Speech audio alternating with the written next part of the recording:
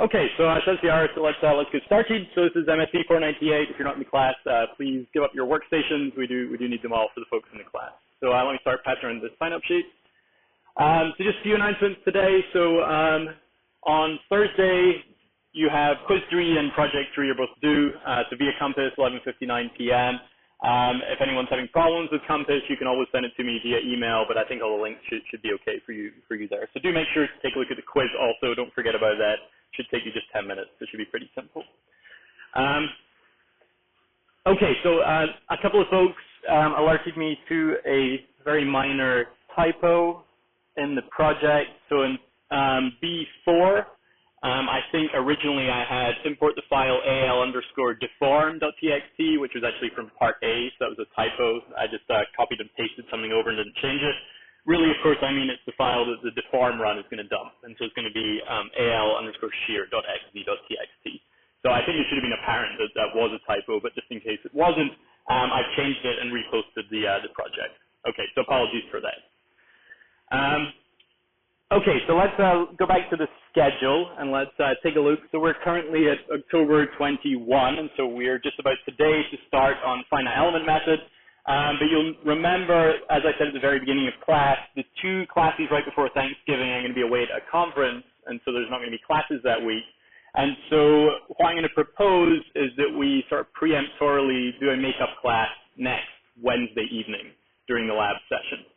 And so I don't think it's a good idea to do it this week because you have a project due on Thursday, and so I'd like to give you as much time to work on that as possible. But what I'm going to propose is that between October 28th and October 30th, we have Wednesday the 29th, and so during that time, sort of 5 to 6:20 p.m., we would meet in this room and we would have a class then. So that would give us sort of one of these makeups we would need to catch up with, and then we could see whether we could just accelerate a little bit and not have another makeup class potentially. So does that sound reasonable to people? I'll send out an email via Compass just to check with everybody.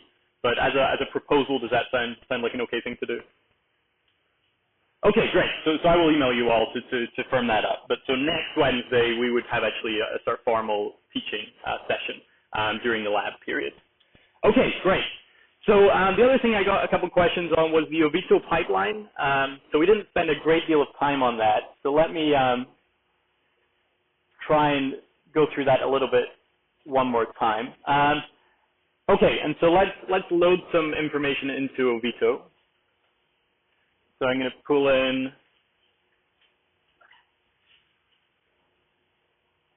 let's see. Okay, so this is just an old run I have. So this is the LAMP traj run. Okay, so I've pulled that in. And then we talked about Ovito being a pipeline. And so I guess for the very last question of the project, I asked you to try and select some particles with a centrosymmetry parameter below a certain threshold and delete them. And so that we can get better visualization of the actual particles that are moving around, the atoms that are moving. And so like we said, this is the imported data, and then we have a pipeline upwards all the way to the display. And so we can select the data and add some modifications to it. So let's see how that looks. Let me get rid of the syllabus. Okay, so for instance, we could choose a modification, and maybe our first modification is okay, LAMPs, I want you to compute the centrosymmetry parameter. And so this is a LAMP traj file, and so we don't actually have the centrosymmetry parameter that's being dumped out of LAMP. But Ovito has some functionality built in that it can look at the coordinates of the atoms and it can actually calculate the centrosymmetry parameter for you on the fly. And so you can do it either way. Either way is absolutely fine. And because we're SCC, we're going to select number of neighbors is equal to 12, so that's fine. Okay, so Ovito is now computing the centrosymmetry parameter for us. So that's great. So now what can we do? So now we'd like to color code our particles. So the pipeline is moving up. So this is the last step in our pipeline. So let's add a modification on top of that. And so let's do some color coding. And so now we can color code our particles according to the centrosymmetry parameter. So if we go down here, we have the color coding options. And so let's pick centrosymmetry.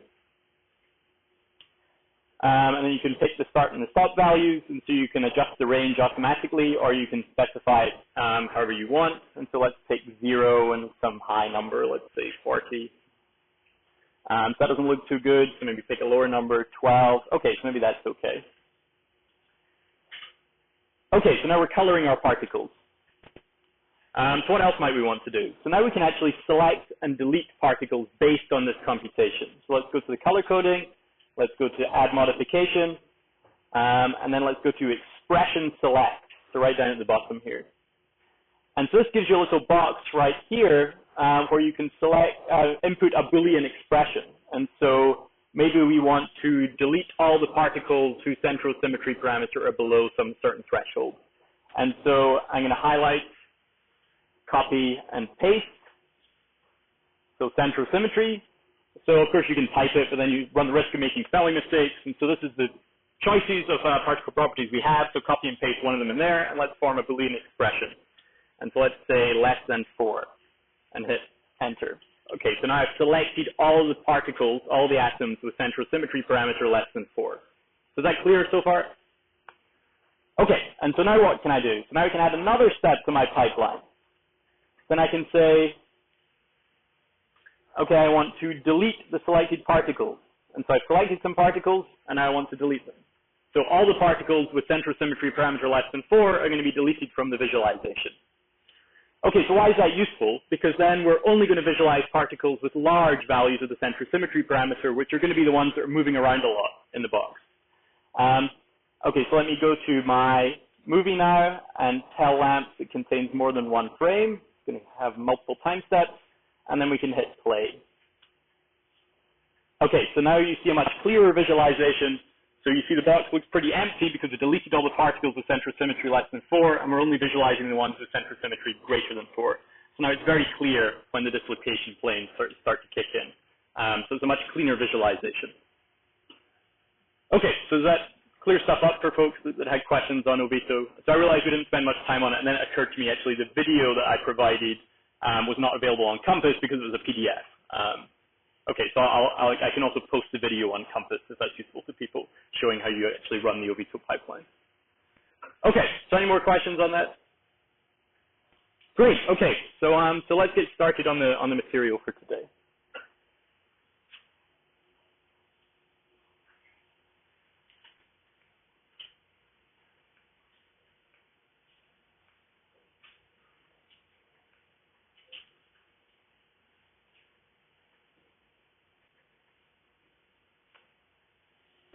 Okay, so today we're moving to a new physical position in our hierarchy. So we looked at electronic structure calculations, which took us down to sort of nanometers and femtoseconds. Then we said, well, if we forget about electrons, we can get a little bigger. So we can look at nanometers and nanoseconds. And now we're going to take a huge jump over all of these different modeling approaches, all the way up to basically finite element modeling, which can get you length scales of meters and time scales of sort of minutes or even hours if you push it harder. And so, of course, there's a price associated with that, and the price is that we have to take a much more coarse-grained look at our system. So we have to sacrifice all of the electronic certainty, atomistic certainty, degrees of freedom, and basically it's going to be sort of a almost continuum level modeling, but not quite, and we'll see why it's not quite in a second. And so why might you want to use this versus molecular dynamics or DST? Well, if your system is intrinsically length scale of meters, time scale of minutes, you don't have any choice. And so this is going to be the method of choice when you're looking at in the systems in that regime. Okay. So introduction. So has anyone taken finite element class before? Has anyone done finite differences before, perhaps? Okay, so a couple of folks. But like always, we assume no prior knowledge, and so we're going to run through the theory here. Okay, so what is the finite element method? I don't know if I can adjust this a little bit.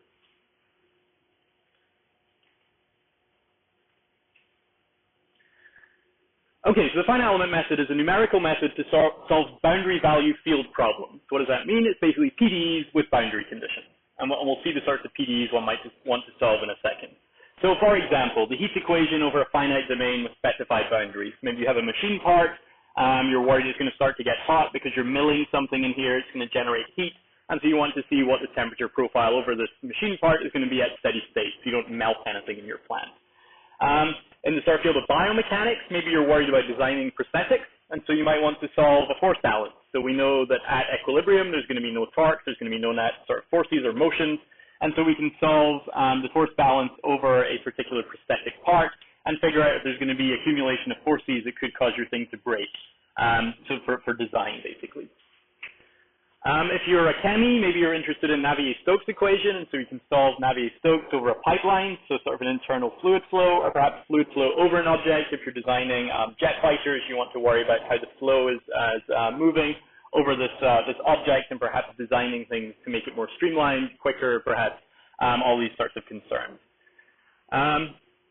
If you're a material scientist, maybe you're worried about beam bending, so the Euler-Bernoulli equation, and so you've probably seen this in some of your classes before. You may have solved this on a piece of paper. You can also solve it using finite element approach, and this is an I-beam flexing, and so the Euler-Bernoulli equation tells you how that's going to move under an applied force.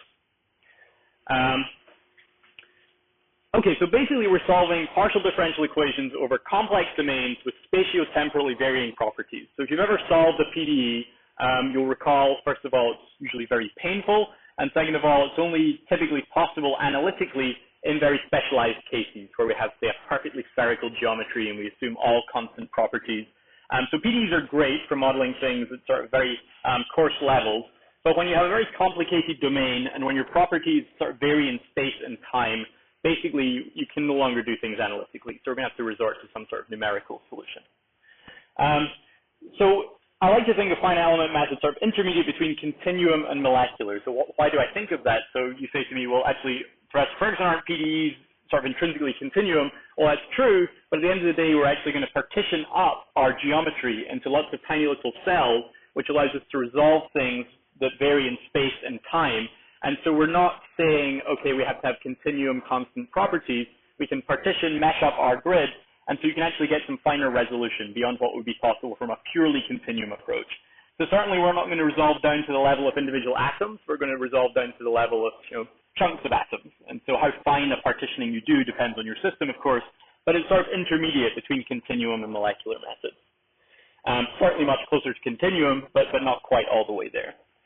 And so we use FEM a lot in academia and in industry, and we'll talk about that in a second, but we use it to predict and understand materials properties. So you can think of it in both modes. Maybe you want to design a brand new material or a brand new structure that nobody's ever looked at before, so you can use it in the design mode. Or perhaps you have an existing material and an existing structure and you want to understand how it might fail under an applied stress or an applied temperature gradient, for example. So prediction and understanding. And so it's really an invaluable tool in equipment design, material selection, reliability assessment, and it's very powerful and very general. So we're only really going to scratch the surface in this sort of introductory class. You can take entire courses, semester-long courses in finite element methods, some of which are offered in this university. So what do we use it for? So we use it for structural modeling. So cars crashing into barriers, it's a very expensive thing to do. If you can model that perhaps using a computer, you can save yourself lots of time, money, effort. Fluid mechanics, so if you're designing a power plant or a microfluidic cell, perhaps you'd want to first of all do that on a computer so you can get some base understanding before you go ahead and manufacture it. Electrostatics or charge distributions, biomechanics like we talked about, prosthesis design, and one of the big places it's used in the industry is reliability assessment and structural forensics. And so, okay, you're working in your aircraft plant, you're manufacturing a new aircraft, the wing falls off, you want to know why the wing fell off. So perhaps you can do that by modeling using finite element models rather than perhaps just making the plane again and watching it break. And so if you can design, understand, and assess, perhaps a nice way of thinking about finite element modeling. So is it used in industry? Absolutely. And so perhaps, actually I would say certainly even more so than molecular dynamics and DFT. So this is a very, very widely used industrial tool. And so if you're interested in working for materials plant companies, chemical engineering companies, finite element modeling is going to be used everywhere. So it's an indispensable standard tool. And so why are industry using this so widely? Because it reduced labor, time, and cost. And so there's massive savings in the design pipeline, reliability assessment, like we said, and identification of soft spots and reinforcement needs before the product ever goes to market. And so because you can do this so quickly and efficiently on a computer, the structural design and optimization of complex structures can actually be performed in a matter of hours as opposed to months if it was purely experimental trial and error. And so industry likes this so much because the returns of it on investment are sort of 3 to 1 to 9 to 1 with investments of around a few million dollars. And this is great because if you can put a couple of $1 million up front and get a sort of almost 10 to 1 return on your investment, meaning you don't have to go through all the experimental trial and error design, of course that's going to save you a bunch of money and make your product much more competitive. And so a very, very widely used tool. And so I do have an asterisk here.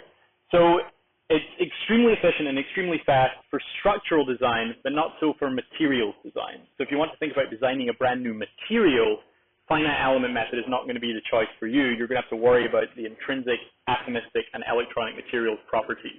So that's a completely different field, and it's one that's much, much less mature and much, much more difficult. But for structural design with given materials, finite element modeling is terrific. It does a really great job. Okay, so we're going to, like always, talk about some basic principles. And so what I'm going to try and do is convey to you sort of the basic idea of the methodology for folks that are not familiar with it. And that's going to then allow us, when we go ahead and start using OOF2 next week, to understand what knobs we're twisting, what dials we're turning, and actually understanding how we're going to run the code and get reasonable answers. There's also going to be actually a sort of MATLAB part of your project where I'm going to actually ask you to solve a one-dimensional finite element model using MATLAB. And so that's going to be, we're going to sort of foreshadow that project in these slides here. So it's going to behoove you to pay attention today because we're going to set up the project, one of the projects you're actually going to solve. It's going to be very simple, but it provides you sort of very fundamental insight into the finite element method. You're going to do an analytical solution, a finite element solution, and hopefully they agree. Okay. So what's the fundamental idea? So perhaps a nice way of thinking it is divide and conquer. And so we have a big domain, it's very complex, there are time and space varying properties, so let's divide it up into little chunks, and we can solve in each little chunk, and then patch the solution all back together. So that's the fundamental idea. And so we're recasting a continuum problem, basically an infinite dimensional PDE. And so why is it infinite dimensional? Because it's like having an infinite number of grid points, infinitesimally spaced. We say, okay, we're solving numerically. We're not going to be able to do that in the continuum regime. So we're going to have to partition. So we spatially partition the domain.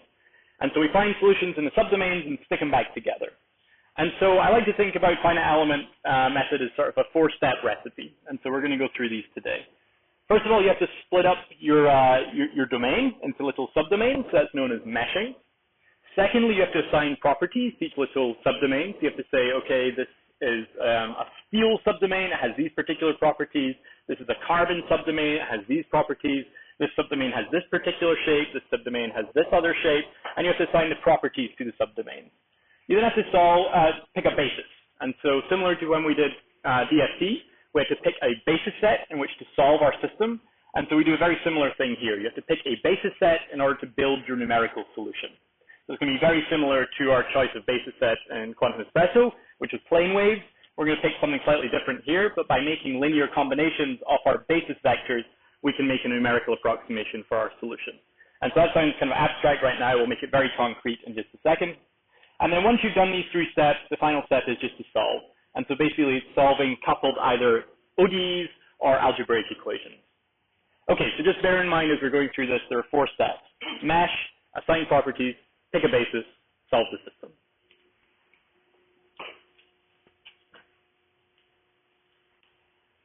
Okay, so if we're interested in steady state solutions, so not time varying, we set all the d by dt's equal to 0. It turns out the finite element method reduces to solving a bunch of coupled algebraic equations. This is great because it's no more than linear algebra, and this can happen very, very quickly on modern machines. And so basically it's just solving a matrix vector eigenvalue equation. And so this is very, very efficient. If you're interested in time dependence, it turns out you're solving a set of coupled ODEs. Now, ODEs, ordinary differential equations, are much simpler than PDEs, so we've already made a big gain there. And so basically, it's just numerical integration.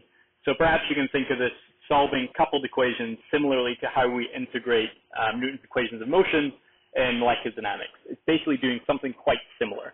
It's just doing numerical integration of coupled ordinary differential equations. And so this is really the big bonus that we see numerically with finite element method, is that we go from a PDE description, which is horrible and messy, to either an algebraic or an ODE description, which is much easier to solve using standard off-the-shelf techniques. And so what I'm showing you here is sort of the relaxation. Perhaps you can think about this as a temperature profile. So you start with this sort of weird crescent temperature profile in a steel plate, and you're watching it relax as a function of time. And so instead of solving a horrible PDE over this domain, you can mesh it up with finite element and solve it as a bunch of ODEs. So much simpler, much quicker. Okay, so is everybody Okay so far, so do stick your hand up if there's something I say you don't understand or you're interested and you want me to expand on something a little more. Okay, so let's go through the 4 steps. So step number 1, meshing. And so meshing is probably one of the most important steps in doing a finite element problem. And so you have to pick the right mesh to get the solution that you're interested in. So it's almost a bit of an art rather than a science. And a lot of finite element analysis comes with a lot of sort of expertise. And so just having familiarity and expertise with your system will inform your choice of the mesh. And so sometimes it's quite obvious, other times it can be a sort of a process of just knowing what you're doing, and so having experience in the field. Okay, having said that, meshing is flexible, conformal, dynamic, and adaptive. What does that mean? Okay, so the mesh is flexible, meaning that you don't have to just stick with a simple cubic mesh. You can make the mesh sort of wrap around your system. So if you're interested in studying a motorbike or a car, you can make the mesh very flexible and stick it all the way around your system so it will wrap around the wheels, around the chassis, and so you'll get a nice tight fit to your system. It's conformal, which sort of means the same thing. It's sort of following the contours of the part of interest. It's dynamic, meaning that you can actually change the mesh on the fly. So if it turns out that during your solution of the finite element problem, you find that there are a large amount of stresses being generated right here, you can then say, actually, I want to make that mesh a little finer. I want to refine the mesh in that region because that's where the large forces are changing very quickly. And so you can do adaptive mesh refinement. Conversely, if nothing is happening back here, so basically there's no forces essentially, this is sort of flat, perhaps you say, well, actually I don't want to spin my computational wheels and have a really fine mesh here, I'm going to unrefine the mesh and make these elements bigger, and so I'm not wasting computational resources on a part of the domain where nothing much interesting is happening. So that's a dynamic part of things. And adaptive is sort of the same thing, and so it means that dynamic means it's adapting in time, basically, and so your adaptive mesh refinement in time. Okay, so we're picking geometry of interest, we're placing more elements where the solution is expected to change a lot, we're going to start to spend all the computational resources where we need it and not spend them where we don't, and the mesh can evolve with the domain in time. So imagine if you're watching a car crashing into this sort of wall, perhaps your mesh is going to have to change as a function of the crash trajectory because your actual structure is changing. So you might have to remesh at every step. Okay, so meshing. So we're not going to look at cars and motorbikes, we're going to look at something much simpler, but the fundamental idea is the same. If you have a one-dimensional problem, you don't really have any choice in your mesh. It's basically a finite one-dimensional mesh, so you just partition into either linear, quadratic, or cubic domains, just meaning how many grid points you have in each little subdomain. So here you only have 2, so the best you can do is linear. Here you have 3, so maybe you can have a quadratic function in here. Here you have 4, so you can have a cubic function, and so you can go as complex as you want. For most things that we look at, you just make the subdomain sufficiently small that you can get away with a linear mesh. Perhaps that's a reasonable thing to do. If you have a 2-dimensional surface, you're going to want to use either triangles or sort of quadrilaterals. If you have a 3-dimensional volume, you're going to use sort of tetrahedrons or prisms, basically. And so you just pick the right mesh type for the problem you're interested in. And so whether you're looking at 1, 2, or 3 dimensions. And then in principle, though I don't know of any codes that do it, you could extend this to n dimensions. And so if for any reason you had a 5, 6, 7-dimensional problem, I don't know why that would happen, unless you're sort of a string theorist or something. But in principle, this technique can be carried over to higher dimensions. Okay, so that was step 1, meshing. Step 2, assigning the properties. We're going to skip that for a second. We're going to get back to that in a minute. So let's go to step 3, which is the basis functions. Okay, so we said that we're going to try and solve numerically. So if we solve numerically, we're going to get some numerical solution. And so in order to build a numerical solution, a nice way to do that is to build it in a basis set. So very similar to when we were computing our wave functions in Quantum Espresso, we built our numerical solution in the plane wave basis set. We said, these are all my plane waves, and this is the linear combination of plane waves I'm going to make in order to build my numerical approximation. Identical idea here. We're going to pick some basis functions, and then we're going to make linear combinations of those to get our terminal numerical solution. Okay, and so what sort of basis functions do we want to pick? And so for finite element method, typically you want to pick things that are compactly supported. So what does that mean? So a plane wave is the opposite of compactly supported because it goes for infinity. A compactly supported function is something that is only non-zero over a very small region of the domain. And so if this is the x-axis, a plane wave is not compactly supported because it looks like this, and it goes for infinity up to plus infinity x and minus infinity x. Something like this, which is a tenth function, is 0 everywhere, and then over a tiny region of the domain, it's non-zero. Okay, so this is a compactly supported function. So why do we care about this? The reason we want to pick these types of things is that it allows us to build very sparse matrices. And so at the end of the day, I'm going to show you that finite element reduces to solving a matrix vector equation. And if you have sparse matrices, you can use sparse matrix solvers, which are very efficient and very fast. And so if we pick compact basis functions, we can make sparse solutions, which are very, very computationally efficient. And so things like spectral methods. Okay, so we want this to be compact, but we may also want to have other considerations. And so it could be dictated by the requirements of the partial differential equation. So if you want things to be differentiable to the nth degree, you're going to have to pick basis functions that are differentiable to the nth degree. And so if having a smooth numerical solution that you can differentiate to the third order, you're going to want to pick basis functions that admit that sort of differentiability. Another way of saying that is you want your solution to be smooth to a particular degree. Okay, and so we're not really going to dig into that too much, but perhaps if you're interested in making a numerical solution that you want to then compute some forces from, you want it to be differentiable to the first degree potentially. Okay, we're going to just pick the simplest things, which are sort of linear functions like this, but higher order choices do exist. That's all I sort of want to make you aware of here. Okay, so then step number 4, how are we going to solve it? So this is sort of where all the mathematical pain comes in, and so I'm just going to run you through all the mathematical pain, and we're never actually going to have to solve anything more complicated than a matrix vector equation at the end of the day. So I think it's important to lead you through and show you where the solution is coming from, but just bear in mind, at the end of the day, we're going to have a matrix on one side, a vector on the other, and we're going to ask MATLAB to solve it, and it's going to be very, very, very painless. Okay. Okay, so mathematically, finite element method is known as a Galerkin method. So what is a Galerkin method? So Galerkin, I believe, was a Russian mathematician, and he developed this way of taking continuum problems and turning them into discrete problems. And so this was great because computers work really well with discrete problems, and we can solve things numerically very quickly. And so one way of thinking about a Galerkin method is formulating a weak solution. So if none of this math makes sense to you, just bear with me. I'll explain to you what a weak solution is and why it's useful. But basically the trick is, we're going to take a PDE, which we don't like, on the left-hand side, and we're going to do something which looks really weird, first of all, to it, but it turns out that this makes it really easy to solve. Okay, so what is a weak solution? A weak solution says, imagine I have this PDE, so del squared rho equals f. Okay, so I could solve that in principle using some analytical solution, but if I have a complex, horrible domain, it's going to be really messy. So let's try and turn it into a different form that I can solve numerically. That's going to admit a finite element solution. So the trick is this. The trick is, okay, I'm trying to solve for rho. And so I have some function on the right-hand side. I have some horrible nonlinear operator on the left-hand side. So let's integrate both sides over a particular domain omega with respect to a trial solution v.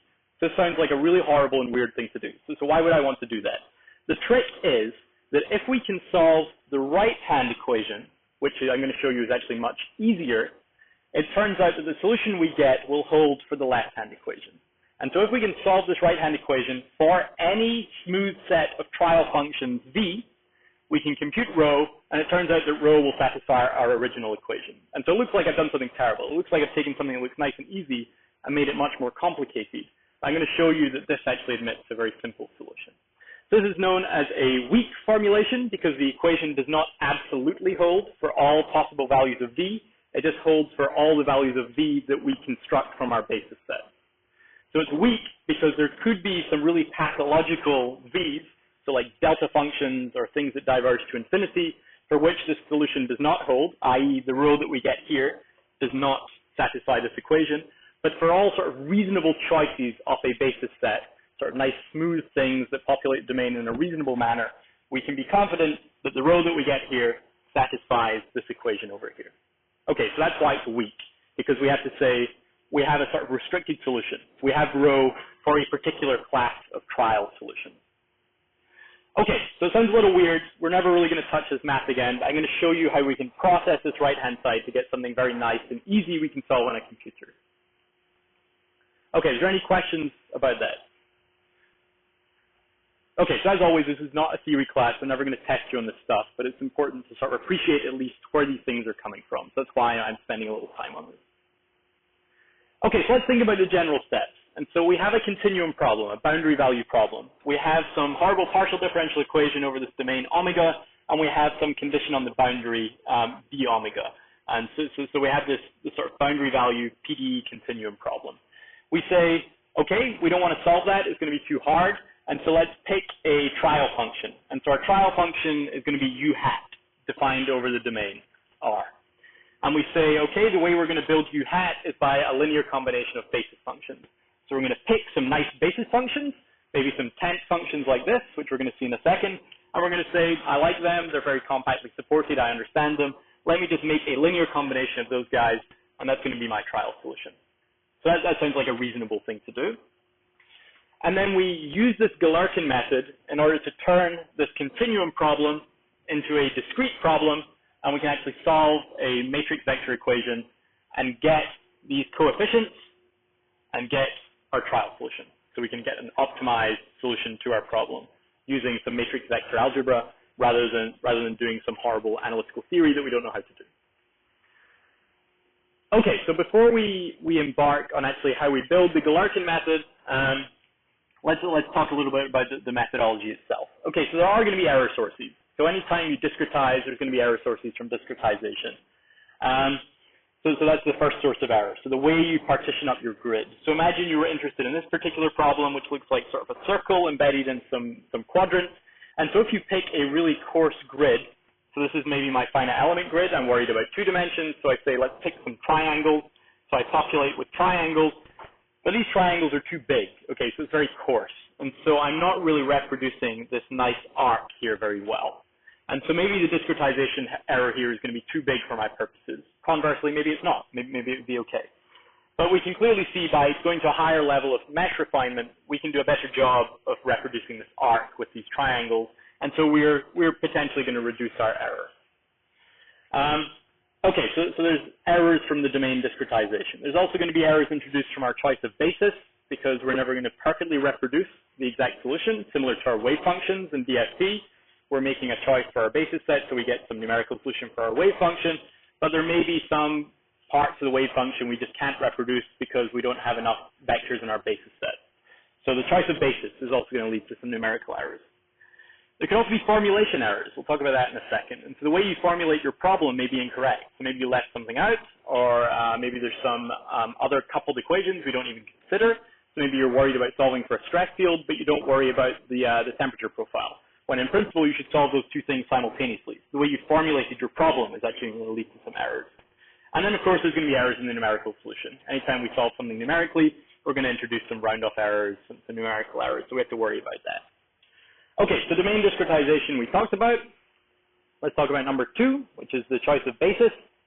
So imagine I have this nice blue curve here, and so that's going to be my real solution that exists in some sort of Platonic sense. That is the solution that exists, but I'm going to have to make approximations to it. So if I picked this sort of turquoise color, which was piecewise linear basis set, I can only do so good at approximating the dark blue curve. I could do a little bit better if I pick this piecewise curve. These would sort of like quadratic splines or something. And so if I pick this orange basis set, maybe I can do a little bit better job of reproducing the dark blue. And so we understand that as you go through more and more complex bases, you can do a better and better job of reproducing the solution. But of course, the expense of that is more and more numerical effort. And so we have to trade those things off. And that's one of the reasons that a lot of the choices we make in setting up our problem really come from experience. And so maybe you just know you've been working for Ford Motor Company for decades, and you know that when you're analyzing a crash test, you can get away with piecewise linear, for example. So a lot of the choices will come from experience. Okay, so the formulation of the problem. So we talked about maybe you leave out some component of the problem, so you're not solving the heat equation, you're only solving the force balance.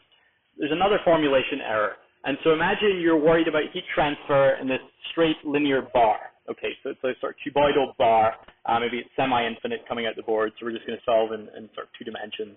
And so the exact solution is going to look something like this. If you heat up this end and you cool this end, you're going to get a linear temperature profile. So if you solve with one linear element, you're going to get a linear temperature profile. That looks pretty good. because that sort of reproduces the solution pretty well. Okay, now imagine you have this tapered bar, and so the bar is skinny at this end, it's fat at this end. You apply some heat here, and you cool here. The true solution is going to be nonlinear because the bar is tapered, so it's going to look something like this. If you assert your basis set to be purely linear, there's no way you can reproduce this nonlinear solution. And so if you have only a single element, this is your discretization, the best you can do is a linear solution. And so this is a formulation error. We're never going to be able to get this nonlinear solution from a linear choice of basis set. Okay, so maybe knowing in advance how to choose your basis set based on physical considerations is good. We can also do something that we've done before in quantum espresso, which is to solve for a very simple basis set and then make our basis set more and more complicated and see where our solution converges. So obviously that's something one could do. You could look at the solution from linear, you could look at it from quadratic, cubic, etc., etc. And once your solution is converged, then you can say, okay, my basis set is complex enough. I did a good job. Okay, so adaptive finite element method. So error estimation can quantify the error in the numerical approximation relative to the continuum solution. And so one way we can do this by adaptive mesh optimization. And so this is how we mesh up our domain. And so maybe for a one-dimensional domain, we just make our mesh finer and finer and finer. So that's a reasonable thing to do and see how the solution changes. For more complex domains, we have to do something a little more complicated. So imagine we go back to that motorbike example. So it's a very complex domain. It's very curvilinear. And so how do we think about refining the mesh on such a complex domain? And so there are three ways we can refine our mesh. We can do something called R adaptivity, so just some jargon. R adaptivity means you move the nodes. And so you lay down the nodes over your motorbike, and so they look something like this. Maybe we have triangular elements. And so one way we could refine this mesh is by moving the nodes. And so maybe we move this node here and then remesh.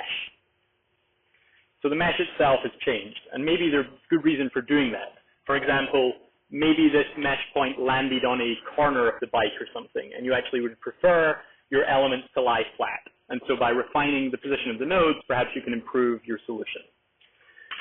Okay, you can do H adaptivity, which is element refinement and unrefinement. So let me draw over here. So imagine again we have some triangular mesh. So we could refine this mesh by partitioning the subdomain. So we could say, okay, let's go one step H refinement and actually split every one of these elements in half. And so now we've doubled the resolution of our mesh. So that would be refinement. Similarly, we could unrefine. And so if we're looking at a particular region of our solution and we say, okay, there are actually no forces here, everything seems to be really boring. I don't want to spend my computational firepower here. So let's unrefine. And so you could start sticking elements together to unrefine your mesh and reduce the computational complexity. That's known as H adaptivity. And then there's P adaptivity, which we just discussed, which is basis function order modification. So you go from linear to quadratic to cubic, and you see how your solution changes with your choice of basis function. And then combinations are possible. So you may hear in the jargon of the literature sort of HPR refinement, which means doing all of them together, or HR refinement, or PR refinement. And so just bearing in mind that this is what it really means. And so let's look at one example. So let's look at HR refinement. So we're going to move nodes and refine the elements. So we're not worrying about changing the basis set. But again, going back to this dark blue curve, perhaps we want to sort of adaptively change the mesh. And so in regions where the blue curve is not changing very much, perhaps we can get away with large elements. And so this is a wide element. It's a sort of reasonable linear approximation. But then places where there's high curvature, where it's changing a lot, maybe we want to refine down our mesh and so make these elements a lot smaller so we can get this curve reproduced pretty nicely.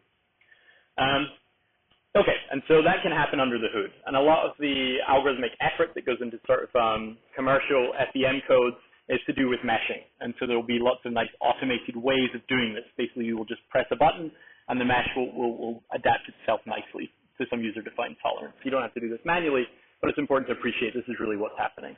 And so as we use OOF2, there'll be a number of ways of refining the mesh, and you can pick how to do HP and R refinement.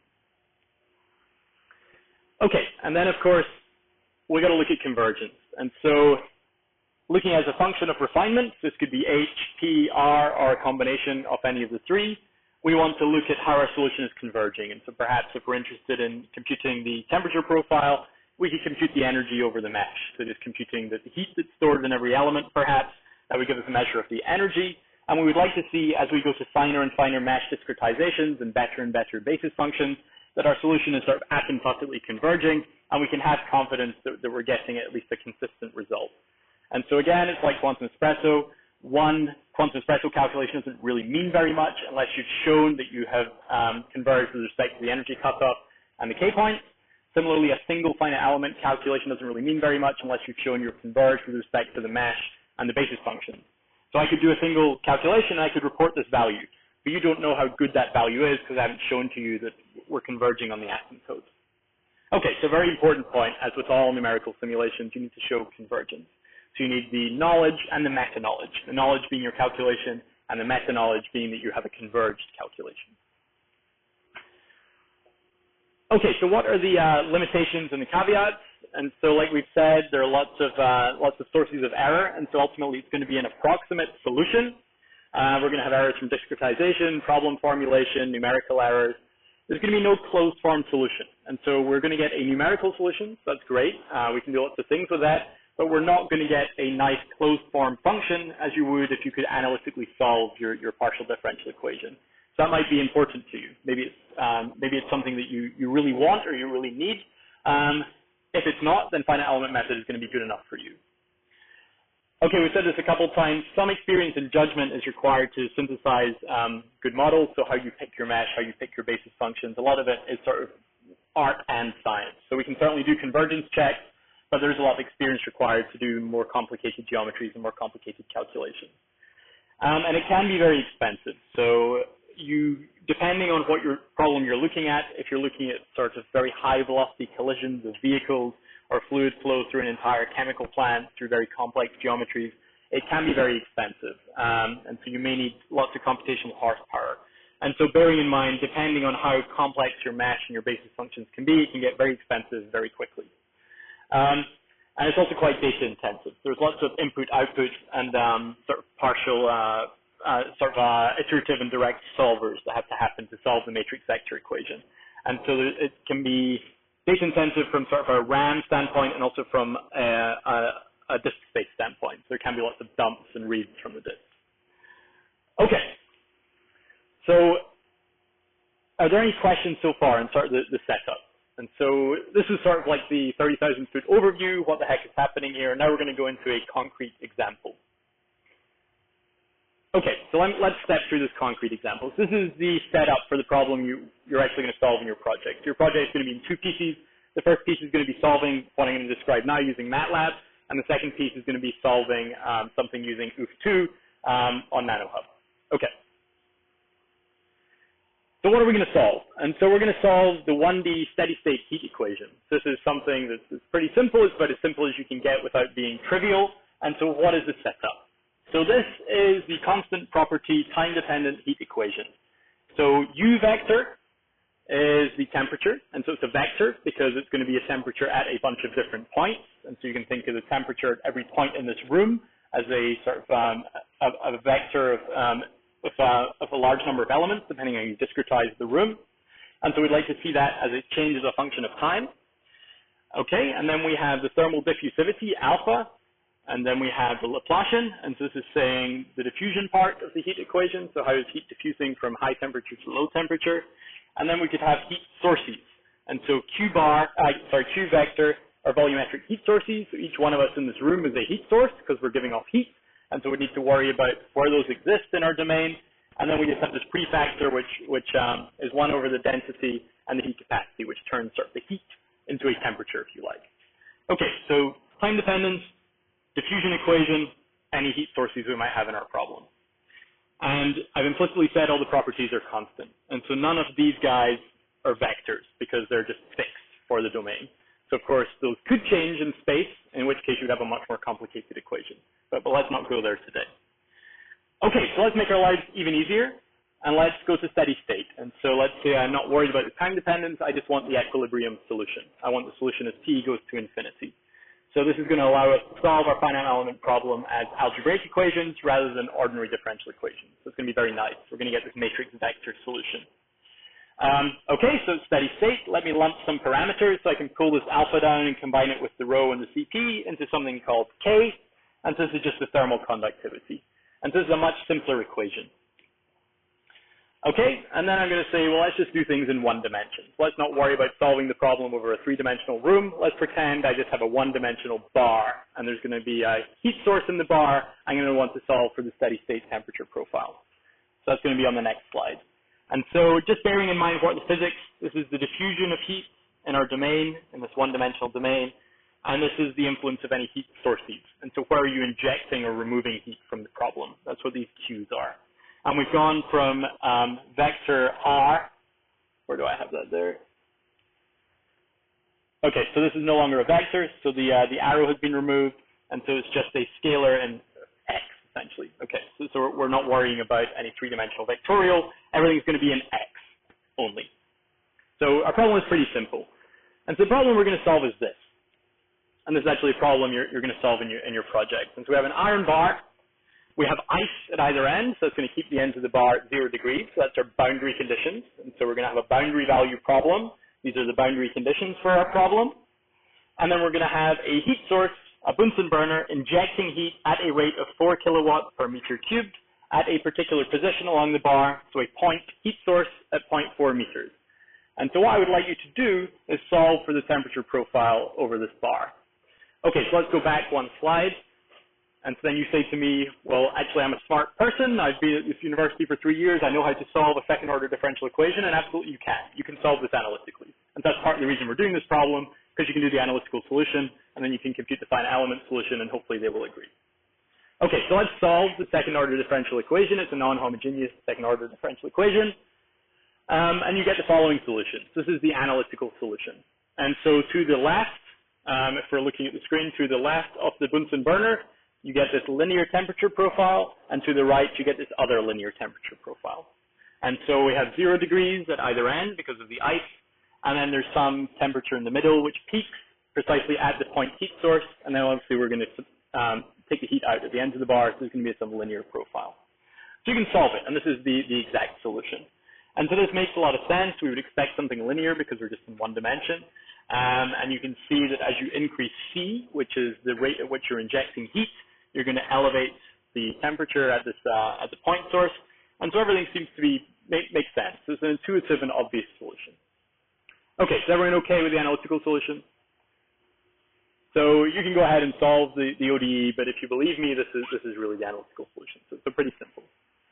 Okay, so how are we going to solve this using the finite element method? So it's going to look horrible, and you're going to be really mad at me because it's really easy to get the solution, and it's going to be really horrible. The math is going to be really messy to get the FEM solution. But I think it's really a very nice example to illustrate how the FEM actually works, and it will also give you a great appreciation for FEM codes because they're terribly complicated. And so imagine this going to 3 dimensions and time dependence. It's going to be a nightmare.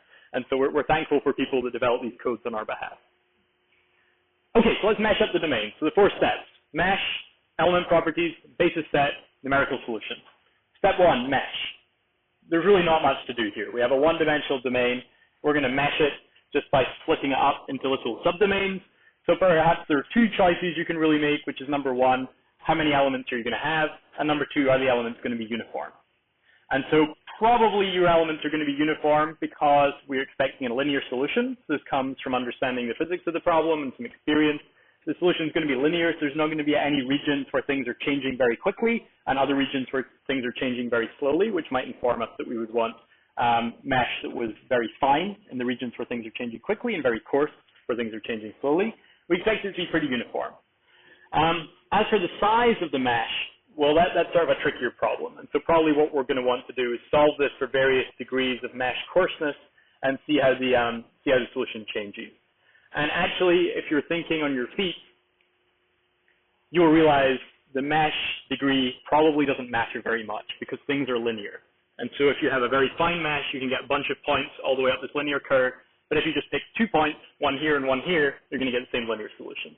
So provided your mesh is fine enough to resolve the point heat source, meaning that you're not sort of just taking 1 point here and 1 point here, then you're probably going to be okay. So actually the degree of refinement of your mesh is not going to be such a big player in this particular problem. Okay, so meshing. it's pretty straightforward. Let's just divide it up into a bunch of little cells of the same size. And they need to be smaller than sort of, say, 1/10 of the distance of the bar, so you can resolve the point heat source. Maybe that's a reasonable rule of thumb place to start. Okay, element properties. All elements are identical size and thermal conductivity K. And so if we jump back just a couple of slides, the equation we're solving is this, and so there's only really one parameter here, which is thermal conductivity, and that's going to be constant throughout the bar.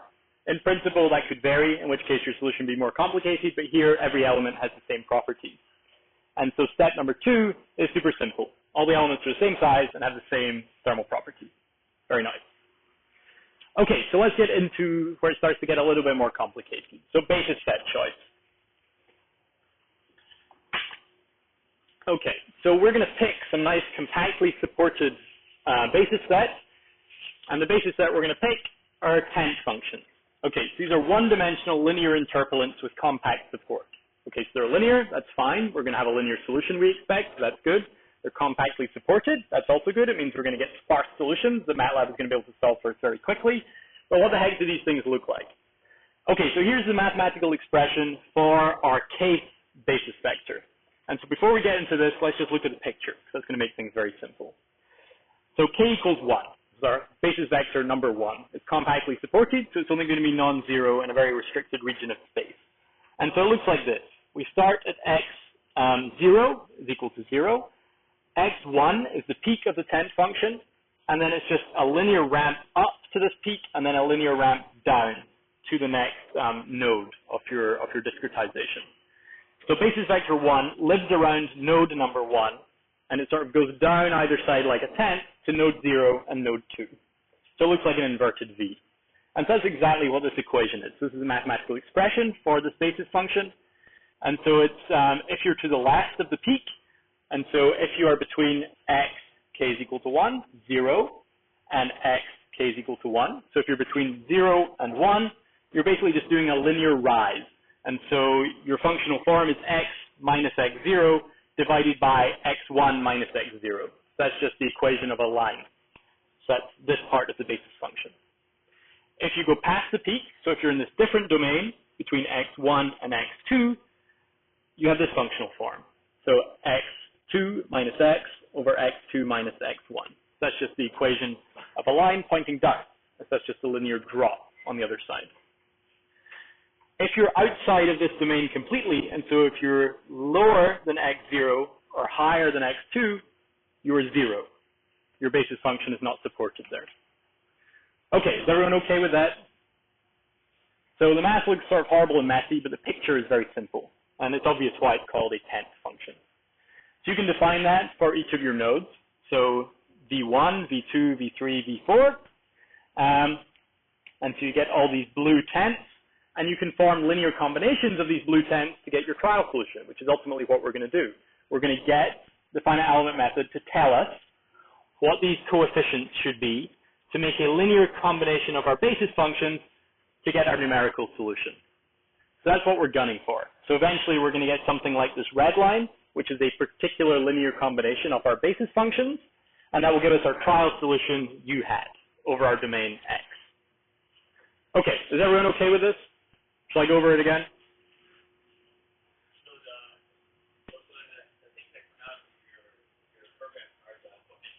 Exactly. It's a very important point. So we specify the basis functions. The finite element method is going to give us a numerical solution. And what does it mean to give a numerical solution? It means it gives us the coefficients, which tell us how to stick our basis functions together.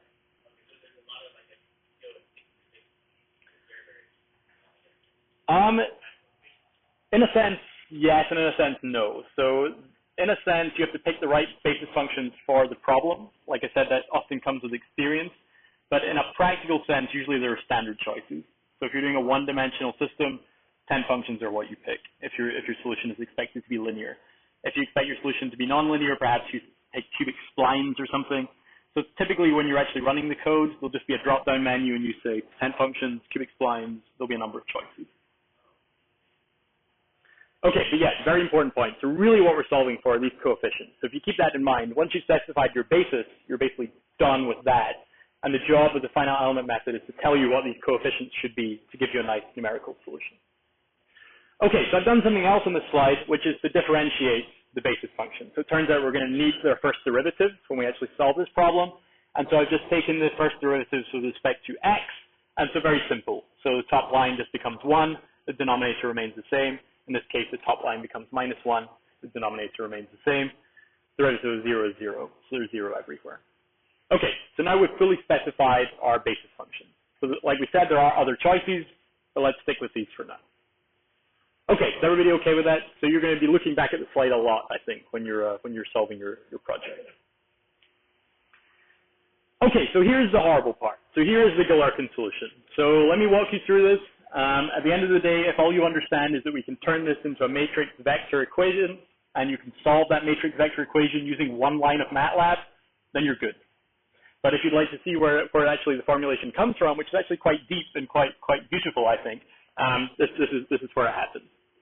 Okay, so this is our PDE with boundary conditions. So this is the thing we want to solve. It's a one-dimensional, in this case, ordinary differential equation. If it were in multi-dimensions, it would be a partial differential equation. And we're pretending we have horribly complicated boundary conditions in some horribly complicated domain, and we can't solve it analytically. Of course we can, so we do know what we're shooting for, but pretend that we can only resort to the finite element method. So what do? We make this so-called weak solution. And so what is the weak solution? We integrate over the domain with respect to a trial function, both sides of this equation. So that's what the Galerkin method told us to do. Okay, so I've just flipped this equation over, so the right-hand side becomes the left-hand side. I'm integrating over the domain, which goes from 0 meters to 1 meter dx. And this is my trial solution, v of x, which is ultimately going to be some linear combination of our basis vectors, of our tent function. Okay, so if I go too fast, please just stick your hand up. Okay, on the other side, we have to do exactly the same operation. So what you do to one side, you have to do to the other. So we're going to integrate u double prime of x, which is the Laplacian part of our heat equation, which talks about the diffusion of heat. We're going to integrate that with respect to our trial solution over the entire domain. Okay, so we've just done the same thing to both sides, and this is known as a weak formulation of the problem. What are we trying to solve for? We're trying to solve for v of x, the trial solution. So that's what we're going to do. Okay, so this is our weak formulation. If u of x satisfies for every smooth v of x, then we've solved our problem, basically. So let's go ahead and solve this. So this is our trial solution, v of x, and we're trying to solve for u of x. So that's where we're headed. Okay, we can do something nice to the right-hand side. So we can do some analytical theory to the right-hand side, and we can actually solve this by integration by parts. And so let's see if that simplifies our lives. We'll find out it does. So integration by parts, going from here to here. And it turns out that you'll remember you get this part, which is u prime of x, v prime. So you just integrate this guy, bring it down here, 0 to 1. And then we differentiate that guy, bring it down here, and you get this other integral. So just standard integration by parts. But what's really nice here is this first term disappears. So why does it disappear? Because u of x and v of x have to disappear on the boundary. And so let me go back a couple of slides. Our setup is that we have ice on the boundaries, so we have zeros on the boundaries. If you don't have zeros on the boundaries, you can transform your problem typically so that you do, which makes the solution much easier. But we have zeros on the boundaries, which means u0 and u1 are going to be 0, so u prime 0 and u prime of 1 are also going to be 0. So it means that this guy is going to disappear at 0 and 1, and this whole square bracket is going to vanish. So we just get left with this right-hand square bracket. That's this right-hand integral. Okay, so what do? We took our PDE, in this case our ODE, and we made a weak solution by integrating both sides over the domain with respect to our trial function. And then we found that we could treat this side of the equation by integration by parts to make our lives simpler. Okay. Everyone okay so far?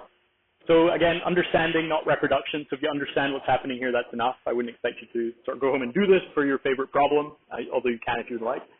And now comes in the bit where we're going to exploit the finite support of each basis function. So let me go back one slide and look at the limits on the integral. So the limits are 0 to 1, 0 to 1. Here, they are xj minus 1 to xj plus 1. So why? Well, because these little v's which are our basis function vectors, are only supported over a compact domain. And so it means that we don't have to worry about integrating this thing over the whole domain for every choice of v, which are our basis functions. We just need to restrict it to where those basis functions are non-zero, because the integrals are zero everywhere else. So that massively simplifies our lives. And so we understand that these tent functions are only defined, so tent function, say 5, is only defined between node point 4 and node point 6. And so that's the only region of our integral that we need to worry about. Similarly on this side. Okay, everyone okay so far? All right, so now let's finally inject our trial solution. So what is our trial solution going to be? It's going to be some linear combination of our basis functions. These are our tent functions. These are the coefficients, which I'm going to call u sub I. And so u sub 5 refers to how we mix in basis function 5 into our trial solution. And our trial solution, of course, is u of x. So ultimately, what we're going to be solving for are these u of i's. That's what we're looking for. Okay, so let's take the first derivative, because we also need to insert u prime of x, and so it's just ui times v prime I of x. So this is the first derivative of the basis function. Okay, so this is what we're going to pretend our solution is going to look like, some linear combination, and let's inject it into here. Okay, so we've done that. So we have u prime on this side, and so we've injected our solution. And so what has happened? We were able to pull the coefficients out in front of the integral, and now we just have an integral over a restricted region of our domain that integrates over the first derivative of basis function I and the first derivative of basis function j. So that looks like something we can handle on the right-hand side. So if we go back a couple slides, I've given you expressions for the first derivatives of all these basis functions. So probably we can do this integral. It's not going to be a terribly complicated integral. And if we can do that for all pairs of basis functions, then we're well on our way to solving this problem. Okay, so what is this? This is basically the governing equation in every single element. And so if we can solve this in every element in a coupled fashion, why are they coupled? Because we have I and j here, and so these things are going to be coupled together. If we can do that, we've basically solved our problem. Okay, so does this all sort of make sense to folks, what we're doing here? Does anyone want me to go over anything again? Okay, so then let's forge ahead. So this still looks really horrible and messy, but it turns out you can recast it as a matrix vector equation. And if we do that, then it's one line of MATLAB and we're done. So how do we do that? Okay, so this was the right-hand side of the equation from the last slide. I've just pulled it onto the left because that's the standard form. And this is the left side. I've just pulled it onto the right. Okay, so these things look a lot like matrix elements. This, if you stare hard at this and kind of squint, you can actually see that this is a matrix vector equation. So on the right-hand side, we have a vector of j. And on the left-hand side, we have I and j, but we're summing over I. And so this is like taking a matrix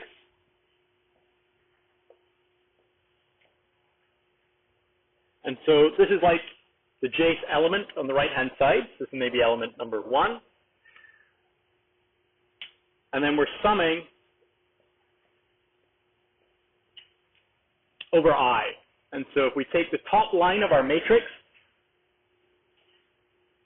so this is j equals 1, and this is I equals 1, 2, 3, 4, 1, 2, 3, 4. So we have the ancillary vector here. So if we sum all these elements together, we're setting that equal to the top element of the vector on the right-hand side. It's just a matrix vector equation. And so how do we see that? So you can maybe treat these objects here, which is just the integral over a finite region of our domain with respect to the first derivative of I and the first derivative of j basis function, as our matrix elements. So let's call this Lij. So this is just Lij. This is the solution that we're looking for, and this is the vector element that we're setting equal to on the right-hand side. So basically, we can write this in the following form, where we can solve for all the matrix elements, we can solve for all of the vector elements, and then we can ultimately solve for u. So this is going to be the coefficients we're looking for. This is going to be a known vector, and this is going to be the so-called stiffness matrix, L. So this is actually a vector, and this is a vector. Does that sort of make sense to everybody? So we have a matrix vector equation. We're trying to solve for this guy. We know this, and we know this. It's a very standard thing we solve for all the time. So the trick is that we need to just evaluate all of the elements. So we need to know these objects. We need to know the matrix elements, and we need to know these objects, which are the elements of the vector on the right-hand side. If we have that, we can then solve for all of our coefficients, and we're done. Okay. So part of the reason I'm encouraging you to do this problem as part of your project is that once you actually do it, this all sort of crystallizes out. So it all becomes very easy once you actually do it one time. Okay, so let's solve for it. So this is the expression for the matrix elements. This is the expression for the vector elements on the right-hand side. And then ultimately, we're going to solve for U. Okay, so the matrix is known as a stiffness matrix typically. It's just terminology in the field. And so let's just grind through the simple algebra. If you do that, so if you go back and you insert v prime I, v prime j for every possible combination of I and j, you will find the following. If I is equal to j, and you plug in those first derivatives I supplied you a few slides ago, you'll get this as your answer. If I is equal to j minus 1, you get this answer. If I is equal to j plus 1, you get this answer. Otherwise, everything's 0. So why is it 0 otherwise? Because elements are separated by more than 1, don't overlap with each other at all, and so the integral is 0. And so this is what I meant by the fact that if you pick compactly supported basis functions, you get a sparse matrix. This matrix is mainly sparse. It's mainly zeros. It's, in fact, tridiagonal. You only have elements along the main diagonal and one off the main diagonal. And tridiagonal matrices are something that makes MATLAB very happy because it can solve them very efficiently. Okay, so much for the matrix. And you can actually go and check my work and make sure that I did things correctly, that this is all very nice. How about the right-hand side? So let's go back a few slides and see what the right-hand side actually is. So why is this delta function here? This delta function is the point heat source, we remember, and this is the intensity of the point heat source. And so it's a point source, and so it's only going to occur at a single position along our domain. So if this is our bar, the heat source is occurring at 0.4 meters. This is 0 meters. This is 1 meter. And so we're injecting heat only at this infinitesimal spot right here. So this is nice because this is only going to overlap with one or maybe two of our basis functions. And so we have populated our domain with our tent functions.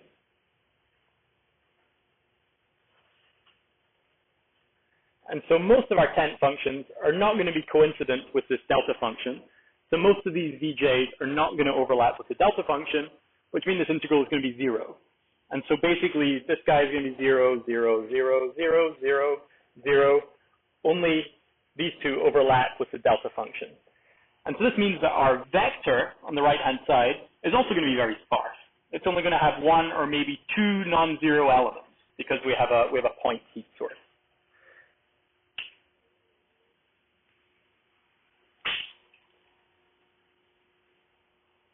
And so if x sub s is actually where the source exists, this is going to be the value of our vector element bj if j is such that that tent function overlaps with s. Okay, so you might get one that overlaps on the left and one that overlaps on the right. And so you'll have one tent function whose downslope overlaps with the source, and there'll be one tent function, one removed to the right, whose upslope overlaps with the source. And so probably you're going to get two basis functions who actually contribute to this integral. Everybody else is going to be 0. So what's our problem going to look like? So we're going to end up with a tridiagonal matrix. This is the unknown u coefficient matrix we're trying to solve for. And we're going to end up with a very sparse right-hand vector. And so if you can program into MATLAB what this matrix looks like and what this vector looks like, then you can get MATLAB to solve for your unknown coefficients of the linear combination, and we have our numerical solution. So basically your job in the project is going to be programming this matrix into MATLAB, programming this vector into MATLAB, and then executing this single line of code. So we have our stiffness matrix. It's sparse. It's actually triadiagonal. It's symmetric. It's positive definite. These are all nice things that MATLAB is going to use to solve this very efficiently by LU factorization or Cholesky decomposition. And so basically, if you can program this L matrix, program this B vector, and put a slash between them and a minus sign out front, you're going to get your U's, which are your linear combination coefficients. Okay, so lots of pain to actually get to that point, but once you can explicitly evaluate the matrix elements and the vector elements, you're done. It's super simple, and that's your first finite element code. So basically, you're going to have a one-dimensional finite element code written in MATLAB. Okay, there's one final point, and so we're solving for these UIs, which are the coefficients of the basis functions. And so once you've solved for these UIs, you get your final solution. Okay, so this may seem a little strange, but in the general case, if you're interested in evaluating the solution at X star between nodes of your mesh, you would actually have to make this following combination. And so you would have to say, okay, I know that my tent function to the right and my tent function to the left are both going to contribute because they both overlap with X star. And so really I have to make this linear combination. If you're only interested in recovering the solution at the grid points, so only at the grid points, you will have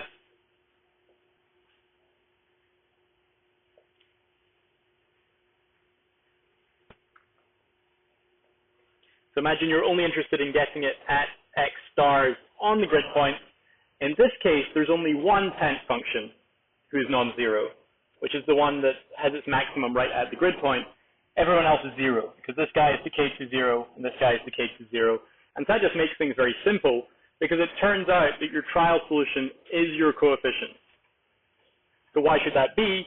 Because you're only mixing in, at the grid points, one tent function. And so all you need to know is the coefficient for that particular tent function. So if we're making this our solution, and we're only interested in x's at the grid point, our solution is just the coefficient. And so you'll see that when you do your project, but that may be a source of confusion as you're doing it. If you want to interpolate between the grid points, you need to get a little more complicated. Okay, but like we said at the very beginning, once you have these coefficients, you're done. So how does this look? So this is the analytical solution I showed you a few slides ago, and this is the finite element method solution. And so here I've actually had made an adaptive grid for some reason, I think just to illustrate a point. And so the grid is coarse down here, it's coarse down here, and it's fine near the peak. And so you can see that the finite element method solution lies bang on top of the analytical solution. So we did a good job. We were able to solve the problem essentially exactly using a numerical procedure, and it lines up perfectly with our analytical procedure. So this is nice for your project because you know the answer. And so if it doesn't agree with this, then you know that something has gone wrong. Okay, so anybody have any questions about any of that so far, or want me to go over something again? Okay, great. So last slide. So finite element packages. So just setting up for next time, which we'll actually talk about running a finite element calculation in OOF2. But of course, OOF2 is not the only finite element package that exists. And so the one that we're going to use is OOF2. It's supplied by NIST. It's available on NanoHub, and it's free. And it's very well geared for material scientists because ultimately its purpose in life is to take micrographs, which you take in an experimental laboratory, import them into OOF2, and then analyze them. So why would you want to do that? Well, maybe you have a micrograph of a material and you know the material properties, and you'd like to ask hypothetical questions such as, what if I changed the material's property in only this region? Or what would happen if I applied a temperature gradient? Or what would happen if I stretched my material? And so it's a two-dimensional finite element code because it's built to work on micrographs, and because it's two-dimensional, it makes it run very quickly, and it's actually quite easy to use. If you're interested in more complicated things and you have lots of money, you could use Autodesk, which is $4,000. That's a pretty advanced FEM code. There's Simulia, Inutech, and then I think UIUC has a site license for ANSYS, which is one of the canonical codes that's used in industry. So if you're interested in going to 3 dimensions and doing finite element work and more complicated geometries, ANSYS is available for us to use as a site license. So I think the student team that designed the race car use ANSYS to help them design their race car. So there's some people who use this on campus. Mechanical engineering department uses this a lot. There's UFM, Impact, CSC, just some other ones that you may be familiar with. Okay, so that's it for today. So that's the theory underlying finite element method. And so next time we're going to talk about how we actually run an FEM calculation in OOF2. So that'll be Thursday. And then next Tuesday, we're going to actually start doing the